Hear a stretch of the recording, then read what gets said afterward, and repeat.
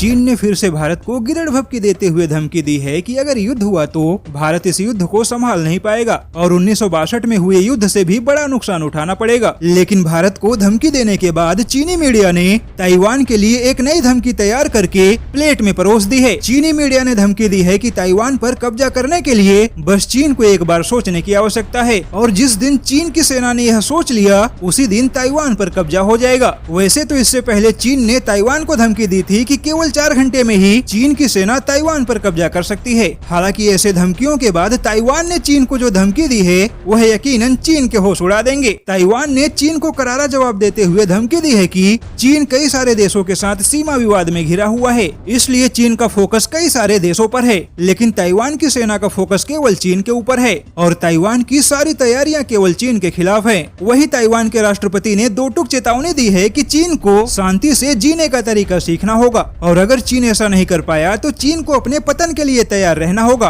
क्योंकि चीन के खिलाफ Bharat, America, Japan, Taiwan, Vietnam, Australia और साउथ कोरिया जैसे देशों की 10,000 से भी ज्यादा लड़ाकू जहाज चीन को तबाह करने के लिए तैयार हैं। ताइवान ने कहा है कि सीमा पर भारत के हाथों बुरी तरह से पिटा हुआ चीन धमकियां देने और माहौल खराब करने के सिवाय कुछ नहीं कर सकता। ताइवान ने चीन को चैलेंज किया है कि वह दुनिया के साथ अपने राजनयिक संबंधों को बढ़ाने के लिए हर संभव कोशिश करेगा और चीन ताइवान को ऐसा करने से कभी नहीं रोक पाएगा। दरअसल चीन अच्छे से जानता है कि अगर ताइवान के दुनिया के बाकी देशों के साथ राजनयिक संबंधों का विस्तार होगा तो ताइवान को एक देश के रूप में मान्यता देने वाले देशों की लिस्ट लंबी हो जाएगी और तब चीन के लिए ताइवान को अपना हिस्सा बनाना असंभव हो जाएगा। इसलिए चीन ताइवान को धमकियां देने के साथ उन देशों को भी धमकियां देता है जो ताइवान के साथ अपने संबंधों को बढ़ाने का प्रयास करते हैं। वैसे तो अब ताइवान के ऊपर कब्जा करना चीन के लिए असंभव है, क्योंकि ताइवान के पास अपनी सेना तो है ही, लेकिन अब ताइवान को दुनिया के ताकतवर देशों का भी समर्थन मिल चुका है।